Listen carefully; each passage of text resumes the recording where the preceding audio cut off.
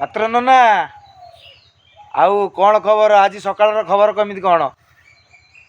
ଆଜି ଶୁଭ ଖବର ରେ, ଆଉ କୁହୁଡ଼ି ନାହିଁ ରେ, ପ୍ରବଳ ଆମ୍ବ ହବ ରେ। ପ୍ରବଳ ଆମ୍ବ ହବ? ତାହେଲେ ଏ ବର୍ଷ ପୁରା ଛକା ପିଟିବେ ସବୁ ଚାଷୀ ଆଉ।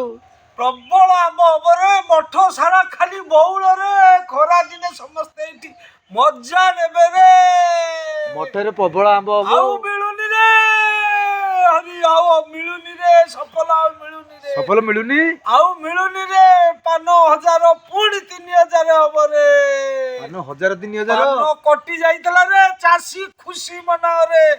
ସବୁ ଗୁଜୁରାଟ, ସୁରାଟ, ଆନ୍ଧ୍ର, ଛତିଶଗଡ଼, ଯୁଆଡ଼େ ଯାହା ଅଛ ପୂର୍ବବର୍ତ୍ତୀ ଅଞ୍ଚଳ ମାଡ଼ି ଆସ ରେ। ଚାଷ ଜମି ଆରମ୍ଭ ହେଇଯିବ? ଚାଷ ଚାଲିବ ରେ।